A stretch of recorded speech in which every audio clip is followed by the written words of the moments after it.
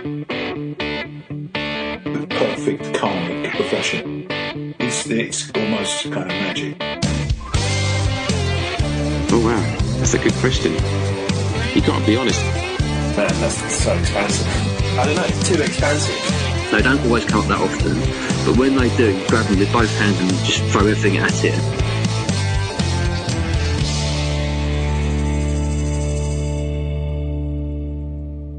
Hello and welcome to the Tom Hodge podcast, where I interview individuals who have made a successful career within the music industry to find out how they got to where they are and any tips or advice that they have for musicians of any level and at any stage of their own careers.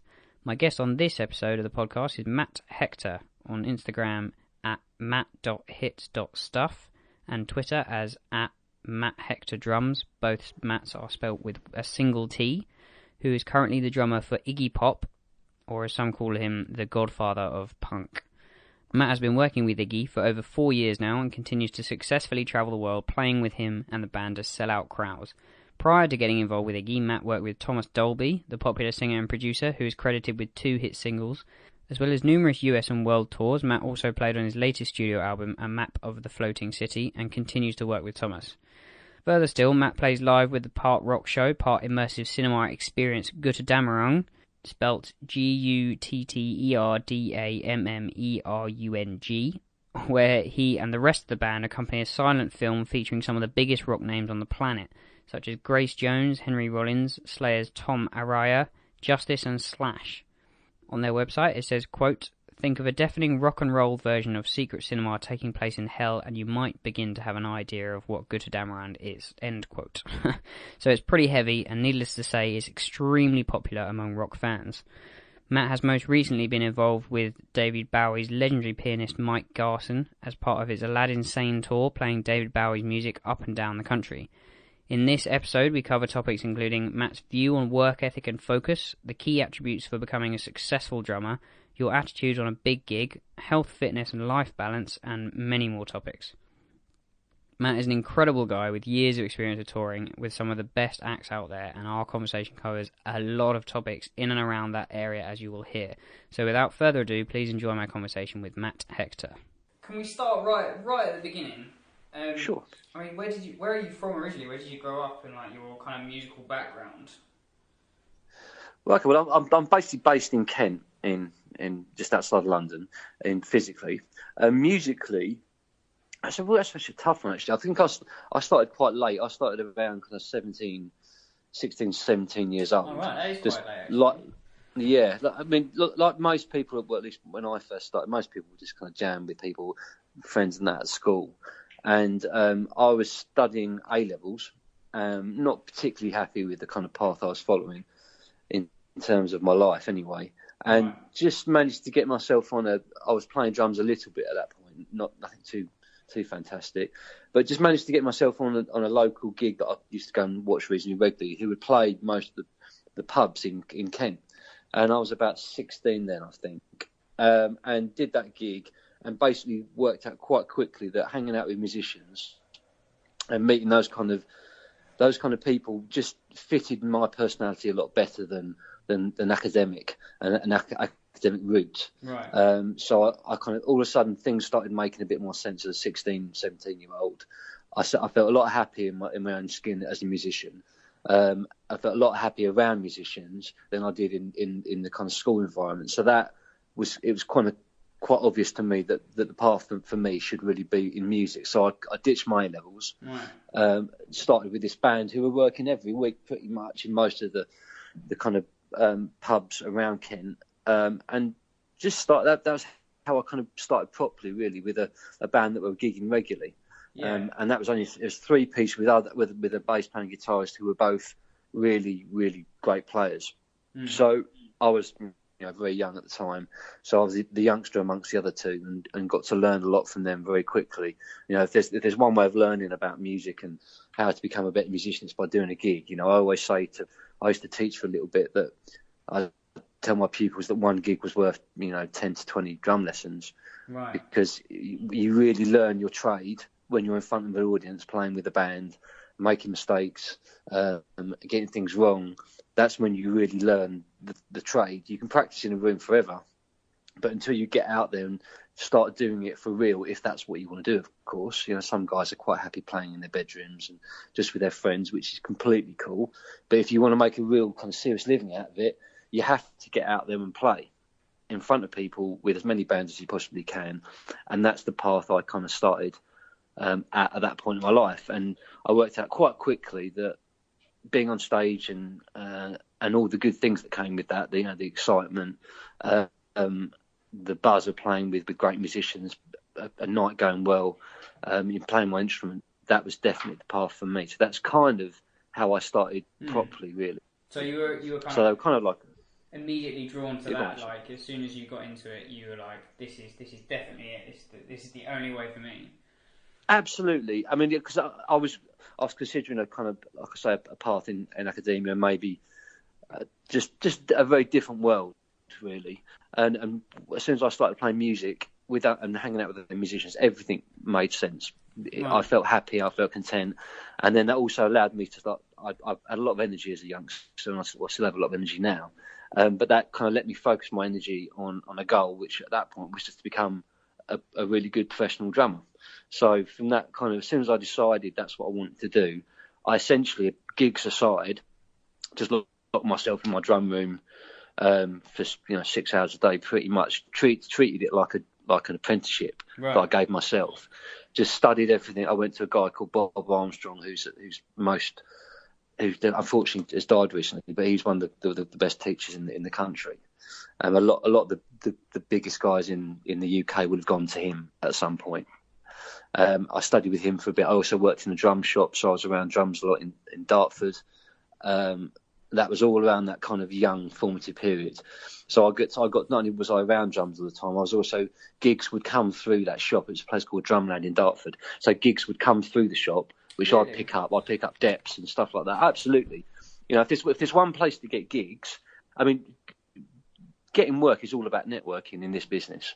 You don't go to the job centre and they give you a gig. You go and play with someone, you do a good job, they call you back, and then you play with someone different, who's recommended you, and it kind of spreads like that. So your network spreads with people that know you're reliable, you'll do a good job, you're a good musician, you're a good player, you're a good guy, and that's how your kind of professional tentacles start to spread out, and that's how you get better gigs.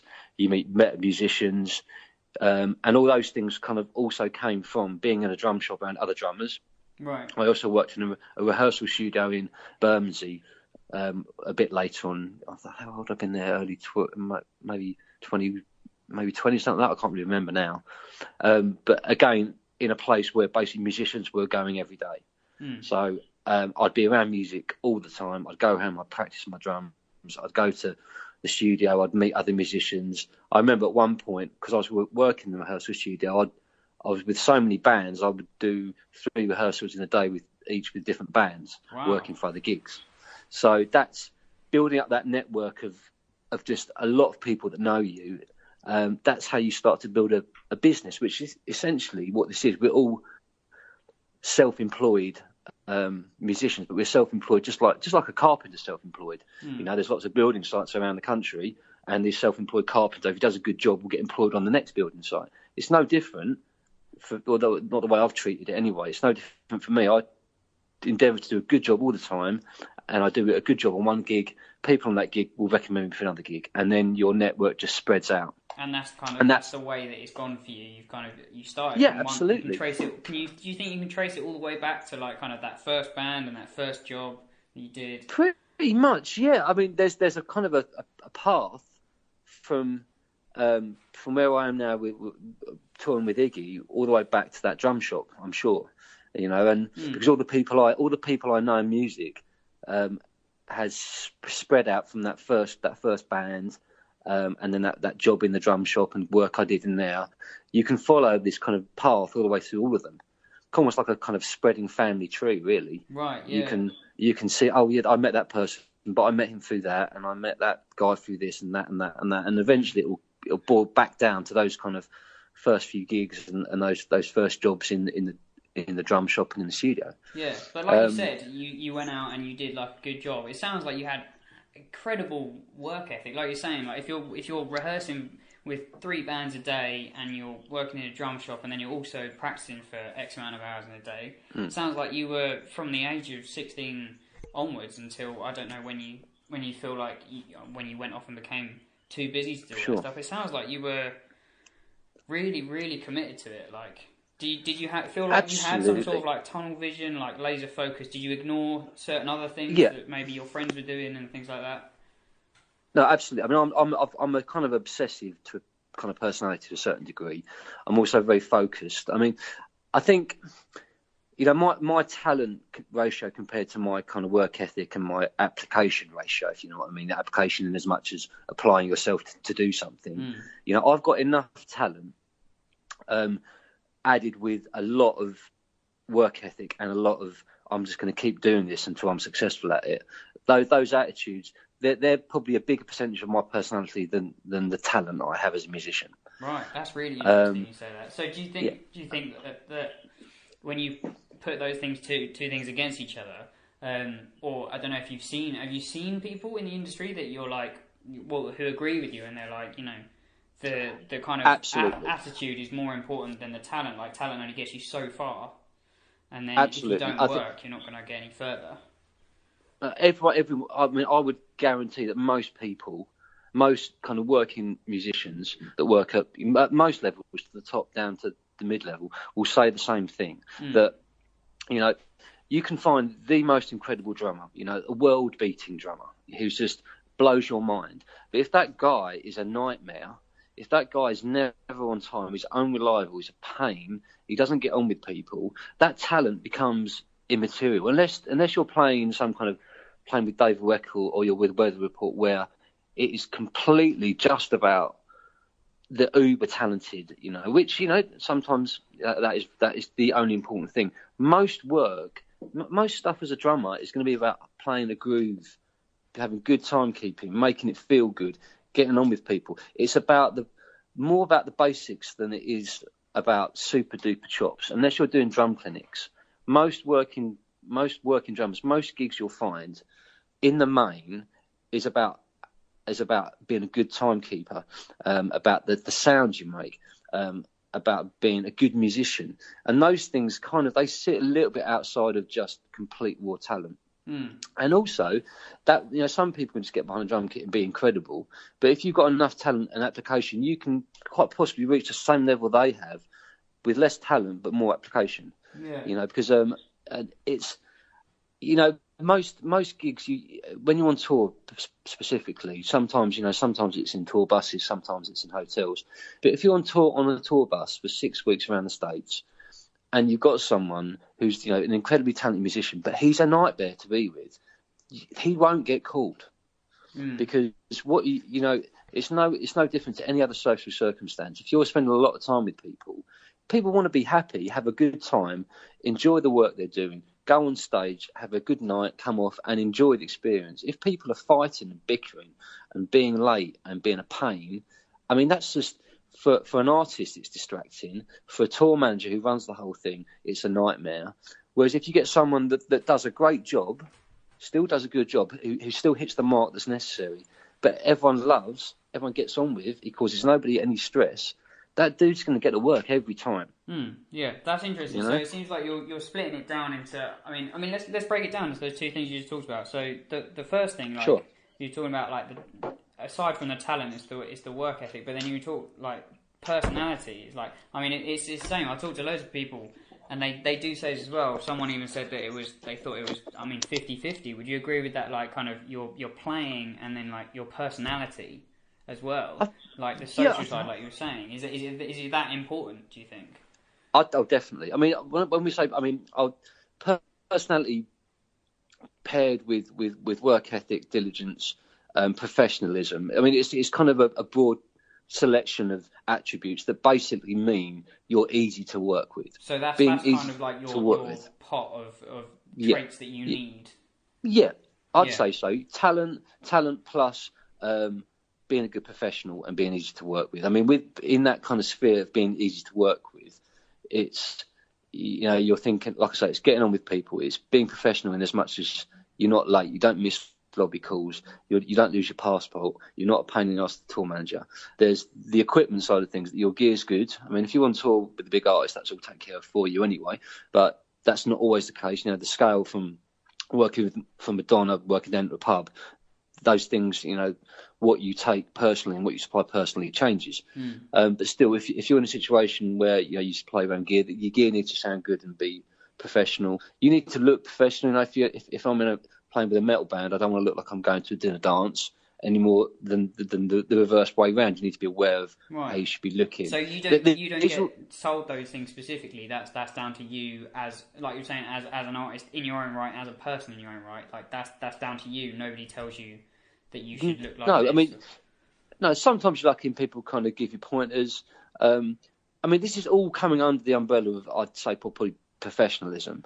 And again, if you're looking for a career in music as a drummer, for instance, you need to be aware of these things. The best players I've met and the most successful players I've met in time have always been really cool guys as well. And that says a lot, Really cool guys that are friendly, who get on with people. I'm not kind of labelling the point a little bit with this, but you'll find this will run true through most professionals you speak to that get called time and time again. Now, who are you going to call? The guy that does a really great job that everyone gets on with, or the guy that's super talented but makes everybody's life hell? Yeah. Absolutely. It's no difference almost to working in any life situation. But if you're not aware of that, if you just focus on your chops, and nothing else, there's a place for all of this stuff.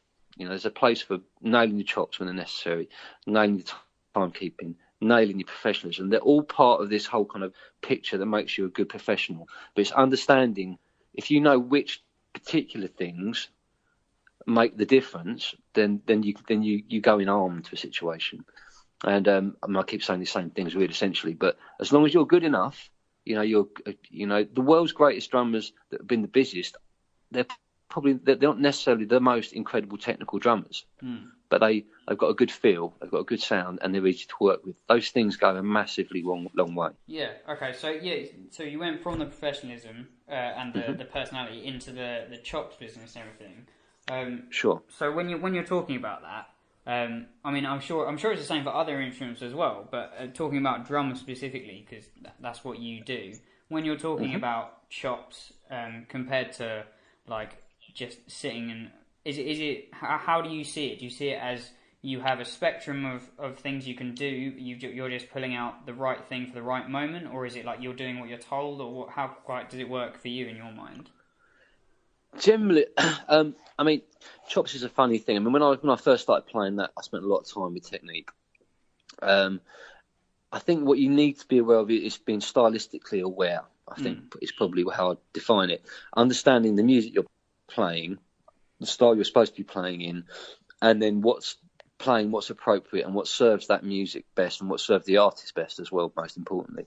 If you're not aware of what the kind of thing you should be playing and how you should be playing, then you need to find out.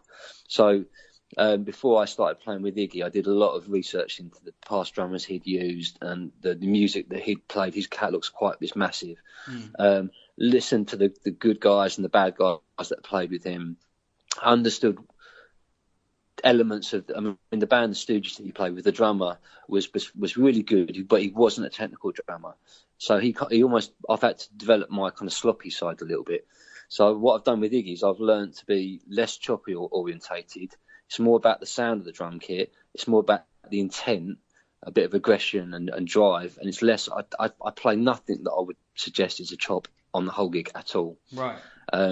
And in fact, most of the guys that I know that are working regularly, again, chops is, when I think chops, I think kind of more muso music. And most of the gigs I do don't really fall into that department anymore. So what's way more important to what I do at the moment is good feel, good timekeeping, understanding how the song works, how best to support the artist, understanding what I need to bring to the song that's going to make it work, rather than how can I do something that sounds cool and flashy and gets me noticed. Because I'm there to serve the music rather than an ego that I might or might not have. Yeah, it's an interesting thing to talk about, this whole chops thing, because I mean at the moment, because social media is blowing up and everyone with a drum kit can post a video of them thrashing around for 30 seconds. And I think it's quite interesting, and it's good to hear you say that, really, because there's a lot of guys who are probably, like you say, they think that they need to get chops together, and then that's all they see on social media. Because I guess watching somebody just play a groove, unless you're really into it, not necessarily the most interesting thing in the world. Like, it's kind of understandable, but you're saying that's the more important side of when you're being a professional, with this whole bubble of professionalism, like you're saying, like feeding the music and everything. So when you were saying about, like, it's more about the intent and the vibe and everything, like, especially when you're playing with Iggy, like the videos of everything on stage, is everyone on stage is incredibly high energy. Sure. Was that something that you had to like kind of cultivate and realise that you had to bring, or did you kind of get asked or booked because you had a bit of that already? Well, I mean, funny that I before, a lot of the music I played before Iggy was more kind of, I mean, I come initially from a bit more of a kind of funk, kind of groove background. So I had to develop that kind of, and if I look from the first gig with the Iggy to how I play now, it's completely different. Really? I've had to, absolutely. The first gig, you know, my technique was always really good when I was younger, and as a result, when I used to play, I barely move at all, really. You know, it's all I moved elegantly. My wrist when I was nice and relaxed, everything looked kind of quite easy. And I'm not saying it was, but that was. If I watch myself, I don't know, 10 years ago, everything's very fluid, smooth, relaxed, and that's what I was working for. But then if you put that kind of vibe on top of an Iggy Pop gig, where he's screaming and stage diving, and then I'm sitting there with perfect Morella technique. I mean, it's just a complete waste of time. So I've had to learn, you know, how to bash seven, really hit the snare drum really hard now. And quite often my backbeat starts up on my head somewhere. Right. I've had to learn to kind of almost look worse. I mean, that's a weird thing to say, but what. But originally, I was saying look worse from a technical, like if you're looking at it from a drummer point of view, but now you're thinking of it more as like from an audience perspective. Absolutely, because I'm part of Iggy Pop's band. I'm not part of a Weather Report or a fusion outfit. What's important is that it's a visceral experience. People watch that gig and they see and feel the energy. And if you play with heart and soul and stop worrying about technique and just, you know, sometimes I just batter the crap out of the kit, and there's little technique involved, but I'm just throwing everything I have at it. Yeah. And my technique's good enough for it to still kind of work on a technical level, but the sound you get is a lot fiercer. I had to learn to, because pretty much all the gigs we do with Iggy for the last 3 or 4 years that I've been playing with him have all been big, and they're all on festival stages, and I don't play a lot of nuances anymore. I've had to lose ghost notes. My snare drum, pretty much I just batter throughout the whole gig. The dynamics have kind of gone to a certain degree. Right. Because on a big stage, on a big festival stage, with an Iggy Pop rock gig, that snare drum is probably the most important part in the drum kit, and it has to be thumped throughout the whole gig, and it's almost like I'm self-compressing myself. Yeah. I've had to learn to do that. So can't miss a beat. You're missing all of the ghost notes, like you say. Like even sure. With it being whacked really hard, do you, in a big live environment like everything that you've been playing with, do you feel like there's just no point? Like, because when you play ghost notes, and I'm sure sometimes you might feel like that kind of helps your groove in a way, because you're filling in a few spaces. Yeah, absolutely. So was it kind of, do you miss having that, or have you just learned to completely get rid of it now? I do miss it, because that was a big part of my playing. I used to play a lot of ghost notes. Like you're saying, with the funk side of things, it's a big part of it, isn't it? Like, it's quite absolutely. integral. You completely nailed it on the head. You know, it's a fallback timekeeper as well. It fills in the subdivisions. It can make things flow more easily, and I mean that's where I came from. So to lose the ghost note was kind of, you know, and initially that was the guitarist with Iggy, who's also the MD, is a good friend of mine, and he's been a guiding light for me musically. He was with Iggy in the 80s. he worked for Bowie for a long time. He was Bowie's MD on Live Aid. He's a real serious dude, and he's helped me a lot to kind of get to that real sweet spot of where the gig needs to be. And one of the things was, he noticed me ghost notes. That just needs to go. You don't need that. Right. So all that's really you were told. What's you were like, it was this in rehearsal. Well, yeah, when you first started doing. Yeah, absolutely. I mean, when he first approached me about the Iggy Pop gig, he knew my background was funk and not. So there are other drummers out there that probably would have fitted the mould at that point better than me. That's interesting. So why do you think you got asked specifically for this?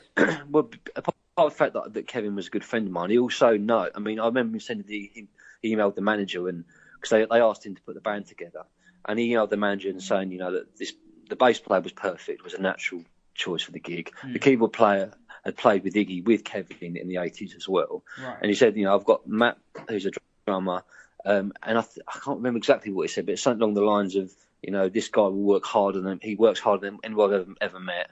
He'll work his nuts off. He'll nail everything. He'll be an asset. Something along those lines. Yeah. Basically saying I've never met anyone that will work as hard as him. Right. That is like your reputation from years of your work ethic. It does seem to be like it paid off. Yeah, absolutely. People know. That's what stood me in good stead, is that kind of slightly obsessive nature, that I'll do everything I possibly can to be the best I can for whatever I'm doing.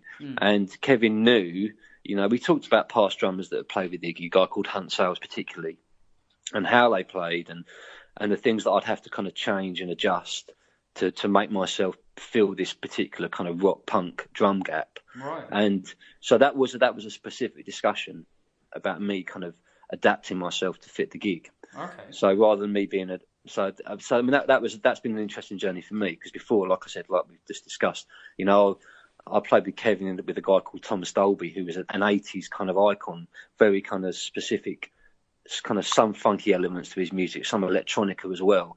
And Iggy's just big drums, hit hard with passion, no fanciness, just aggression and intent. So I've had to learn that to a certain degree. I went from a 20-inch bass drum to a 24-inch bass drum. Right. Clear Emperors to coated Ambassadors on a 16-inch rack tom. Everything got big. All my cymbals went massive. I had a 24-inch ride. Everything got really big all of a sudden. Right. So that, you'd sit behind the drum kit and you wouldn't hit it and it'd be humming already. It's just like a monster. So all these things I had to change. So you were told specifically to kind of, you needed to, or were you just like, this is what's happened before, this obviously works? Like, I did my homework. That's a way with going from kind of maybe smaller environments to a bigger environment with drums specifically. Do you think that most people go bigger to get a bigger sound, or is it just for this gig, you think? Well, I don't think necessarily it depends on the sound that you want. I mean, if you think about one of his iconic tunes, Lust for Life, the bass drum on that recording was a 26-inch bass drum. Right. Pretty much undampened. Massive, and that kind of sound it's huge. And if you listen to the original, it's almost a note. And that kind of, and also if you think about Bonham's kind of drum sound, that big kind of coated Ambassador, kind of quite high tuned drums. That was the arena I was moving into. So Ludwig helped me out, and they gave, they sorted me out this bigger kit with the bigger sizes. And those drums, before you even start really nailing the actual feel and what you're playing, just hitting those drums, they sound like the record straight away. Right. So if you start an iconic track like Lust for Life, I mean, it's different now, but when we first started, those drums sounded exactly like that kit. So you play that, you sit down, you play that groove, the crowd goes mental, because if they're at an Iggy Pop gig, they know what that track is as soon as the drums start. Those drums, they sounded like that straight away. So already I was getting myself into the headspace of it. And if you've got a different instrument, if you've got a different drum kit and it sounds different, it makes you play differently. So big sizes, pretty much with no dampening, coated Ambassadors everywhere, massive cymbals. It makes you almost the ghost notes almost get lost on a kit that size anyway, because everything's ringing continuously. It's just like a cacophony of noise. Right, so there's no you almost stop. Come through. Yeah. You end up kind of just simplifying things a little bit and just driving that kit down the middle of the band as this kind of presence. The whole thing's massive. I mean, I played different. I've gone slightly smaller now. I'm 22, 13, and 16. Still kind of bigger for some people. Yeah. But I've got a 70s kit. So I've got a 70s Ludwig, which sounds, I use the modern kit on a lot of gigs and the vintage one on Iggy. Right. And that kit just sounds like a lot of the Stooges records. So before you do anything else, you just play a groove on it and it sounds like it's from that era. So yeah, so that's like the preparation you were talking about beforehand, like making sure you get everything right. And that's on you as well, isn't it? Like, you made sure, like, you could have turned up, I guess, with something else, but then I don't know, you probably wouldn't have lasted longer than a gig or so if it didn't sound right. No, and what that demonstrates is just, half the time it's, if you demonstrate that you're prepared to put yourself out above and beyond, people notice that. If they notice that you've taken the time to listen to the back catalogue, listen to the drum sounds, understand who's played what with him, and worked out or at least start to work out what's necessary. The front house guy notices the right drums, that you've got the right drums. Everyone starts to realise and get an appreciation that you're there and you're there to be serious and not to do a great job. And that cuts you a lot of slack. We all make mistakes and we get things wrong, but if you're doing your best all the time, that gives you space with people and cuts you slack when people know you're working really hard at something. That'll, as opposed to the guy that doesn't give a crap, then keeps making mistakes, and they'll be gone because there's no. Yeah. Why would you keep hold of someone like that? Have so you seen again, that that's an in your attitude career? thing. Have you seen other people come in and have a bad attitude and then kind of get given the boot almost? Yeah, absolutely. I've seen musicians that have. It's very easy when you're on the road and when you're doing big gigs to get lost in the kind of to lose sight of your professionalism, because it's a lot of fun. Really, when you're on the road, everything gets taken care of for you. The tour manager tells you what time to get up, what bus you're getting on. The airline's all sorted. In fact, the hotel's sorted out for you. You basically get told this what time's your flight, this what time you get picked up to go to a gig.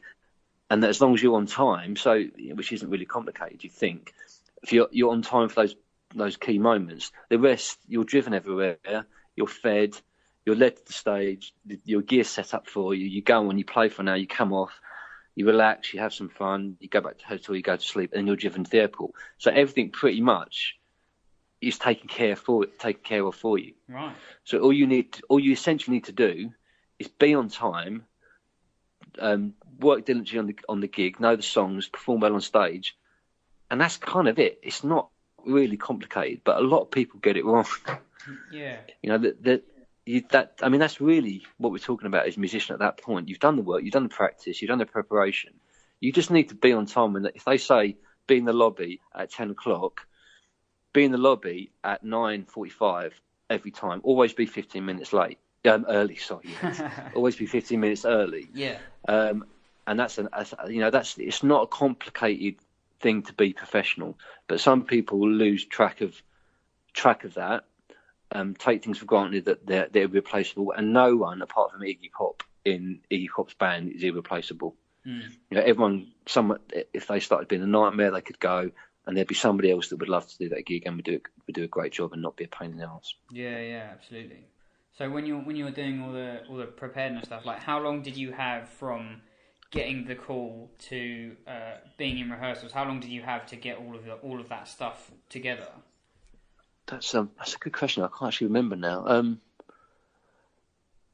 I'd say it's probably about 3 months, which is quite a long time. Right. Originally the way it worked out, it was going to be originally a couple of gigs supporting the Foo Fighters. And he wanted an English band put together to do that. And basically the band sounded good. Iggy enjoyed it, and then we got further work afterwards. It's rolled on after that, so we've been quite lucky. But so I had a good 3 months period from getting it. What I do remember though is that, funnily enough, talking about getting the gig, I remember I'd just come back from a gig and I was at the airport when Kevin rang me about saying, in fact, he told me that they asked me to put a band together for Iggy. They've actually got a drummer already in mind that they're quite happy to use. There's a little gap in the door if you want to have a kind of go at getting this gig. And what I did was, I literally on the way home in the cab, I rang a friend a videographer. 2 days later, he came down to my studio. I'd shaved a mohawk in my hair at that point. Right. For this video. I think I had an old Gretsch drum kit somewhere, big sizes. I dragged that out. I ripped the sleeves off my T-shirt, and then I got him to video me for about half an hour, and we cut together a little drum video. So because the drummer that was going to do it had a little drum video as well, so I had about a 3-day gap to try and put something together, which I could give Kevin and the management to say, here you go, here's me, I can do this job.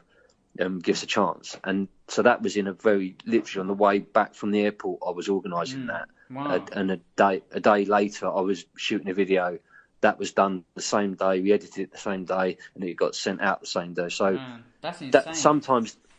Sometimes these things, opportunities, I mean, that, and I keep talking about this stuff. I mean, but I think one of the things that I'm better at, I'm an okay drummer, but I take opportunities. They don't always come up that often, but when they do, grab them with both hands and wring the shit out of them. Go absolutely. for it, give it everything.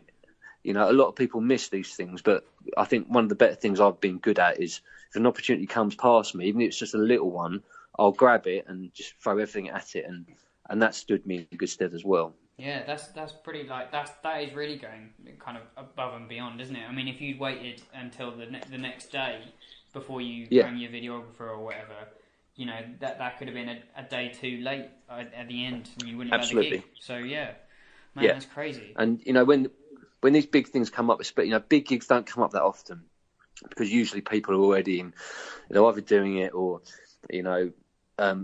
putting a whole new band together doesn't come together that often. And working with someone like Iggy Pop, particularly at this point in his career, he's in the kind of the twilight of it now. He's still going strong, and I think he will still be going on for years and years still.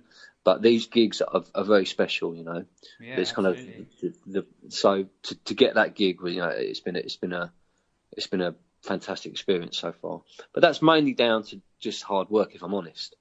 Hard work and application as much as talent. So I'm thinking about doing some drum clinics next year, and rather than going out and doing lots of chops, what I'm hoping to do is go out there and talk about attitude and approach and what's really important to be a busy professional musician. Yeah. Rather than just going out and saying, look, this is how you can go around the kit at 300 BPM.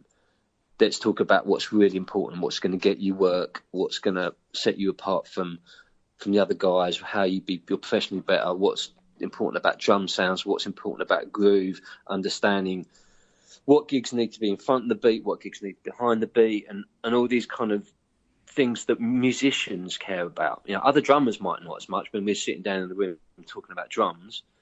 But if you talk to guitarists and bass players and MDs and singers, they're the people that will employ you 9 times out of 10, not other drummers. So I'm more interested in them thinking I'm a great drummer than another drummer. Although that's a lovely thing, the guitarist, the singer, the MD, the management people, they will employ me on a gig. So they don't really understand that. They do understand chops, but it's not important to them. They want to know that it sounds great, it feels great, and the artist is happy.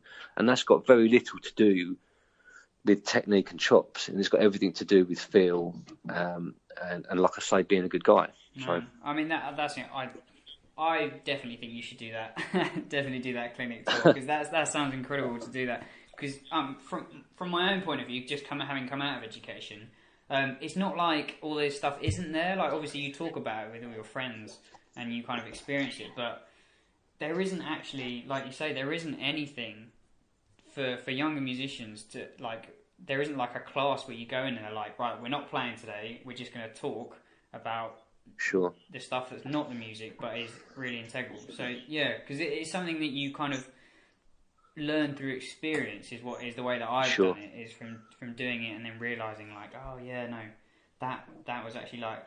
I wasn't amazing on that gig, but people were happy with it, and it turned out to be a good gig in the end and everything. Yeah. So yeah, absolutely. Do you feel like you play any different? Because I know you do a couple of different gigs at the moment. Sure. And do you feel like you play differently on some other things? Like if you're doing like the Thomas Dolby gig or... I mean, Thomas is. I mean, I do. So we've got Iggy running at the moment. I do a film project that's a live gig called Gutterdammerung, which is that's quite a diverse selection of music. It's covers, but we're basically supplying the soundtrack to a black and white film with a live band, and the film's got Iggy's in the film, Josh Homme, Slash, Grace Jones, Tom Araya, Lemmy, just loads of rock icons. Yeah, it looks incredible from the video. It's really fun. It's a great thing to go and see, and the band play behind the screen. They project the film on the screen, so you watch the film, but then at certain points the screen becomes see-through and you can see the band, and we perform like a normal band. Then the film carries on. It's a mad thing, but it's next year. I think it's going to go. We'll take off next year particularly. Yeah. But that particular gig, we kind of we do everything from Slayer. It goes as heavy as Slayer, and then we'll go down to kind of. Who's the other stuff we do? We did Zeppelin in that film as well. Screaming Jay Hawkins. At some point, I'm playing Brushes as well. Right. So it's that real mix of things. A real mix, and that quite often that will go from I'll be playing a track like a Slayer, and then we go straight to a kind of I'll put a spell on you with Brushes. So you have to understanding playing Slayer is like being a mathematician, really. That's how someone explained it to me. Right. It's when I first started getting my head around it, I first listened to it, and I just remember my wife was in the room and I was listening to it, and this was a few years ago now, and I was sitting there and all she could hear was me going, what? No, you're having a laugh, because it changed. It would change on a dime for what would be no apparent reason. Right. And I kind of, as I started to understand Slayer more, I started to love it. But that stuff is very rigid. Any feel, you need to almost eliminate the feel. It's all about mechanically being perfectly crisp, aggressive, on the beat, never behind it. But then you'll switch from that, and then you'll go to kind of Zeppelin, and all of a sudden you're kind of playing this kind of lazy rock in a kind of Bonham style, where he's definitely behind the beat, and it's kind of got a swing to it. And understanding those differences, as a young musician, I was just happy to be able to play them. It's like, yeah, got off now, that's great. But now you start to realise as you get older, what's important is that it feels right. Right. And if you're playing a Zeppelin tune, you want that kind of slow, behind the beat Bonham groove that he did so well, which is essentially a kind of funk feel, really, but played in a rock environment. So being able to understand that that's what you need to bring to that song, but then you flip to Slayer and everything needs to be crisply on the beat, and then you go to Screaming Jay Hawkins, I put a spell on you with Brushes, and you swing in, and appreciating what you're playing musically, and that's what it is. It's about being musical at that point. Yeah. Appreciating that those elements of what you're doing will make it sound better. That's what will make the other musicians look around and go, yeah, that sounds wicked. So was this another? This sounds like another thing. Did you have to do a lot of work beforehand, like you say, working it all out and then putting it all together in those orders and things like that? Absolutely. I mean, when they originally came to us with just the film and a rough kind of where they pasted the soundtrack over the top of it, so we had to work out. Quite often we'll play like a verse and a chorus, and we'll stop quickly, and it will be stopping on a cue of like a gunshot or something. So the music's integral to the film, as you'd expect if you were to watch a normal film. Right. But it's been played with a live band. Do you have an MD to help with that kind of thing, or are you watching the film yourself? Well, the way we worked with it is myself, Kevin, again the MD for Iggy, also is the MD for this. But because I'm the kind of the technical guy, I use Logic a lot, use Logic and Pro Tools a lot. I programmed the file that had the film in, and also all our click tracks, because obviously the clicks are different. At certain points, you have to be rigidly stopping on an exact point where either a vocal thing happens, as in someone speaks, or like I say, a gunshot. The very first scene in the film, we play up to this big moment where this guy fires a gun, and we have to stop on a dime, literally just before this gun goes off. So the band is kind of firing away, stops. So it has to be so tight. So we're on a click track, so everything's very rigid. And there are certain parts of the film where the band can just play, and they kind of pause the film and they start it when we're ready. But the majority of the film's to click track and it's very specific and arranged. Right. So I did all that side of it. Myself and Kevin worked together, arranging, the lengths of stuff, timing things. Then I'd be programming the clicks and programming how it all fitted with the film. So, I mean, that's another element of what I do. I'm good with technology. I use lots of technology with the Gutterdammerung. I use some a lot of Roland stuff with Iggy. With Thomas Dolby, I used loads of electronics. Right. So that side of, I developed that side of what I do as well. I understand all the electronic side of things. So that's another asset. Again, not necessarily about talent. It's just I thought, well, I'm going to learn this stuff. So if it's ever needed on the gig, I'm all over it. Yeah. So from a drumming point of view, do you think like all of the hybrid stuff, do you feel like that's more integral these days for live environments? Because I mean, on the Iggy gig, you've got it's not the biggest kit in the world. You've got like 2 toms and a couple of like 3-4 cymbals maybe. Sure. Do you feel like that's essential? Is that more of a getting the sound of the record, like you were talking about before with the drums, or is it more of a kind of bringing something else to the live environment? Well, they kind of, I mean, in terms of the drums, like I said before, the drums are 70s kits, so they sound right. The cymbals are kind of, that I've used quite a few Sabian art sounds, which sound a little bit vintagey anyway, which I really like.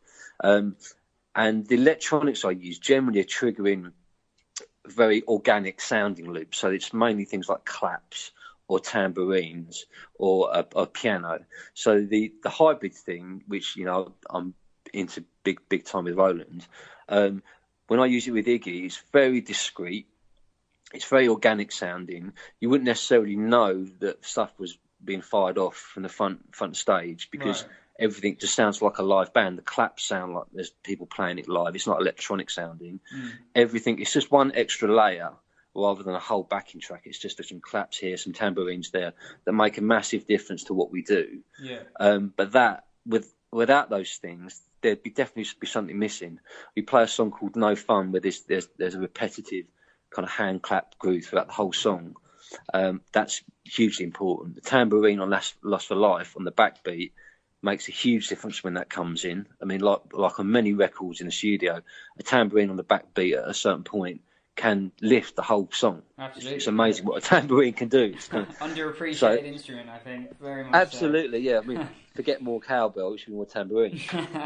But that's it. So these little things, that's what I use most of my Roland stuff for. Right. So it is more to with get Iggy, at least. The sound of the record. That's the main point behind it, is because that's what people come to hear. So you're just trying to emulate. Absolutely. That. Yeah, and emulate it in a way that's kind of seems very natural. It's not that if you were standing in front of my drum kit, you probably wouldn't see any electronics. So I've got these BT triggers on my snare drum that sit on the outside of the rims. So I start pretty much everything from there. So it's not like I'm kind of turning around and hitting an SPDSX, which is hidden in my rack. Right. I'm hitting stuff that's on my snare drum that's very subtle. And most people wouldn't. It's not like you're watching a pop band and they've got like 50 backing vocals, a string section, a horn section, and there's 5 people on stage. It's the 4 of us with Iggy and some extra little touches.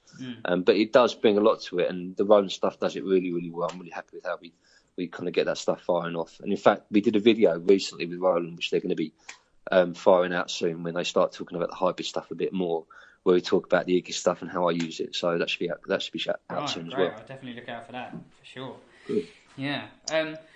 So if we go a bit left field, a bit kind of out of the blue almost, I really wanted to talk to you about, because I found you through social media, and I know that on your Instagram account there's a few videos of you kind of working out or like at the gym kind of thing. Like you obviously take that part of your life fairly seriously, so how do you kind of balance all of the busy touring life and rehearsals and being committed and going over the top, like you say, with all the other things, like you've got a wife and a family and like going to the gym and everything. How do you put all that together and still manage to keep the career side on it as well? Well, I mean, for me, I like staying fit or trying to stay fit and trying to stay healthy. And with Iggy as well, it's a physical gig, so I want to feel strong on stage. And when you do a 2-hour set with Iggy, you know about it, because he's very energetic and demanding. If he turns around at you, you don't want to be looking like you're kind of sleeping. You want to give him back what he gives, which is 150% of energy. So the gym side of things, I mean, I put it on my Instagram just because that feeds into what I do as a drummer at the moment. Right. And that's one of the interests that I like to try and stay reasonably fit, and that's not always easy when you're on the road. For a whole number of reasons, you can't control what you eat necessarily, or it's tougher. you're eating at late times, you're travelling at weird times, you're stuck in airports a lot. But generally, most places, I run quite a lot. There's quite a lot. You can always generally find somewhere to go run in the cities around the world, and that's quite a nice way to see the cities as well. And the kind of the gym thing, it just feeds into what I do, and I enjoy that. I've enjoyed getting fit over the last kind of 3 or 4 years and stronger. So and you feel like it comes naturally to what you're doing at the moment in your career? Yeah, it kind of fits. I mean, it does. Most times you get enough time to go and do something for an hour. So I'll train a reasonable amount most weeks anyway. Sometimes that's easier said than done. But generally I'll get in the gym 3 or 4 times a week and then run a couple of times as well. And as you get a bit older, you'll discover eventually, those things are harder to hold on to. So, and that also, the other side of this is talking about professionalism and image as well. That does feed into what I'm trying to project as a professional. That sound good, I play well, I'm professional. And when you go on stage, and let's not make bones about it, you want to look good as well. Some gigs that really matters, some gigs it doesn't matter at all. But if I walk onto stage with Iggy Pop, I want to feel like that I should be there, not just musically, but I look, at least I'm trying to look the part as well. And having that confidence to go on a big stage and have a bit of an ego about you in as much as you're there to perform and, look at me, that kind of stuff helps my confidence. And, if you think of some of the coolest bands, you think of the kind of Queens of the Stone Age, those guys they walk on the stage and they look cool. And that definitely, on certain gigs, is important. You'll find it more, particularly on pop gigs where they really worry about it. But if you're doing a rock and roll gig, I want to look like I'm up there and I'm in business. So, again, that kind of me keeping fit feeds into what I try and project when I'm playing live as well. Yeah, absolutely. It sounds like the work ethic thing is something that keeps going back to my mind, because if you're saying you've only got an hour off, I'm sure most people, if they're touring and playing 2-hour sets with Iggy, they probably want to have a nap or something. Do you ever get into a stage where mentally you kind of like, I just need a break, but you kind of are able, is there something you can do mentally to kind of kick yourself up the arse and get back on with it and do what you've got to do to be professional, like you say? I'm quite lucky. I'm lucky and unlucky in as much as I've always been a driven kind of individual. I always want to be working towards something or striving towards something. I enjoy that part of life. I like trying to get somewhere. I like the thrill of working hard and achieving something and then moving on to the next thing. So I never feel motivation I've never struggled with motivation. Right. And the gym thing's part of that. I kind of got semi-obsessed with going to the gym, just like I did about music originally. But those things, they're still there. And as long as you still keep the focus on the fact that, I'm going up on stage and playing with Iggy Pop, it's one of the best gigs in the world, and I need to be good at it. I need to be fit and strong and healthy, play well, look after myself and do a good job. If you can't get motivated in that situation, then there's kind of something wrong. And it's not like you're working down a pit for 10 hours, you're playing on stage for an hour, 2 hours. A lot of the time you can be tired because you're travelling a lot, but let's not make any bones about it. I'm not killing myself all day long. So you find that, especially as young guys, you'll be fine. You just need to just get your head in the right place and be prepared to work. Be prepared to be the person that works that bit harder than the next guy and does a better job than the next guy, and you will work.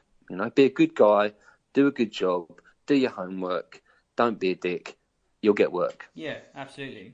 Do you feel like going back to that, because like you're saying, you obviously working in a pit doesn't necessarily appeal to you at all. I don't know how much if you've done any of that at all, but you've done a lot of work in the live kind of touring environment, like you're saying about.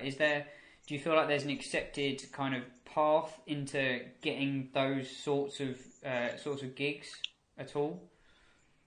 I suppose the only path, and that's the only path that I'm aware of. I know a lot of people go to the colleges these days, which are fantastic, and you get a great education there, and you can learn a lot of stuff and network as well. But I still feel the best way to get work is essentially through networking. It's by meeting other people, getting out there, playing with as many people as you possibly can, meeting as many people as you can, doing a great job with as many people as you can.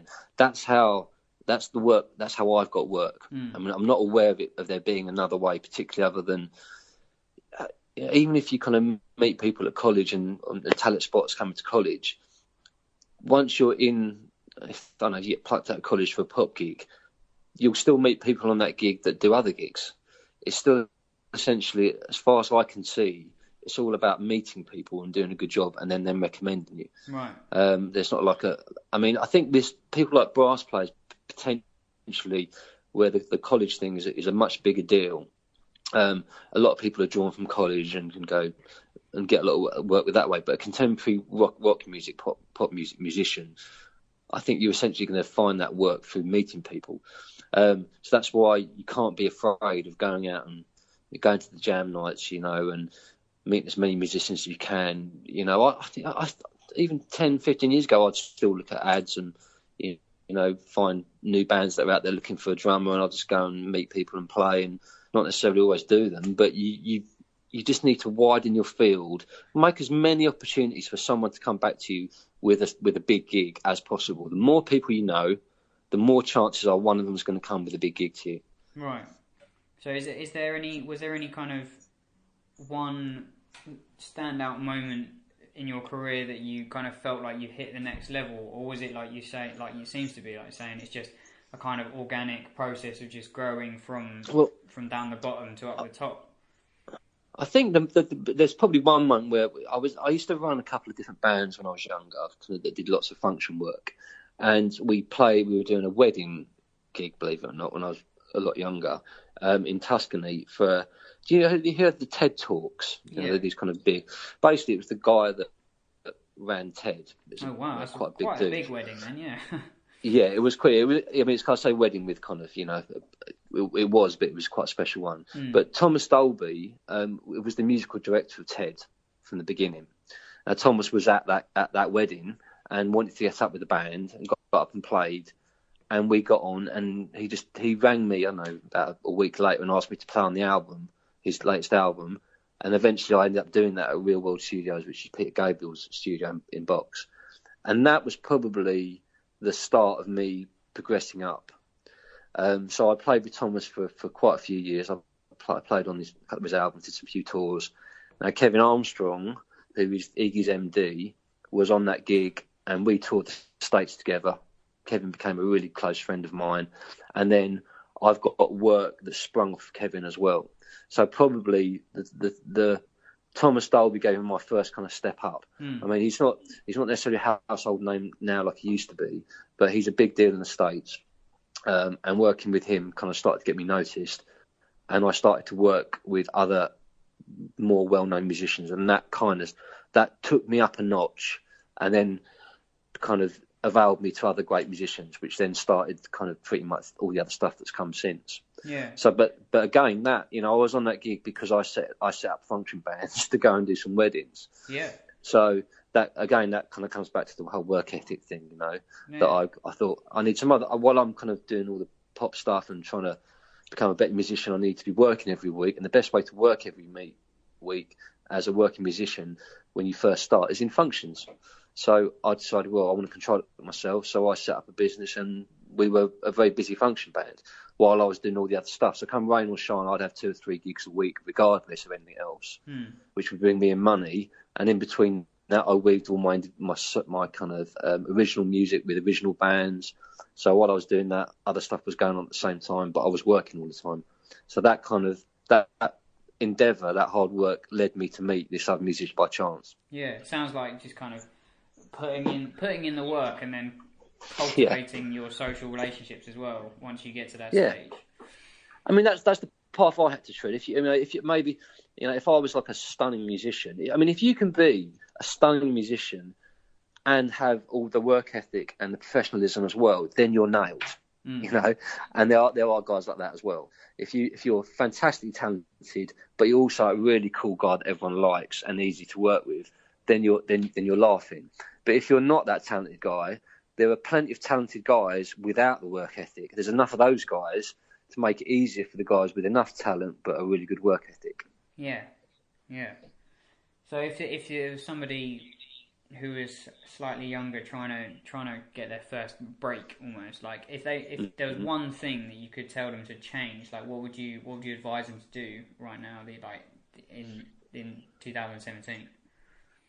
Well, I mean, just go out and play with as many people as you can.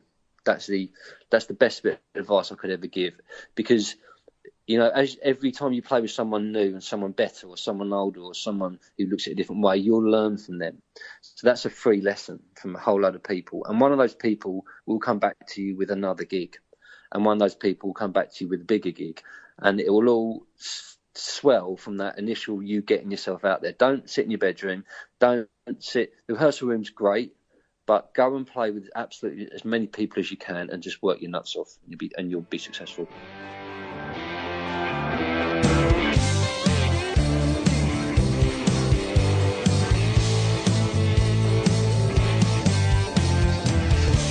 Thank you for listening to the Tom Hutch podcast. I hope you enjoyed my talk with Matt. It was a very eye-opening experience for myself personally. If you want to follow Matt, you can follow him on Instagram at matt.hits.stuff or on Twitter at @HECTORDrums, both spelt with a single T in Matt. If you want to check out the show notes or the transcription of this episode, you can head over to tomhutchmusic.com/podcast and find it there. If you like this episode, please give it a rating or a review. I'd very much appreciate it. And you can hit subscribe to make sure you don't miss any of the other episodes that are coming out. If you have any ideas of guests that you would like to hear from, or questions you would like me to ask, or you want to tell me what was wrong about the show, then please, I would love to hear from you. And you can get in touch with me by email at tlhutchmusic@gmail.com or on social media at tlhutchmusic. Thank you for now, and I'll see you next time.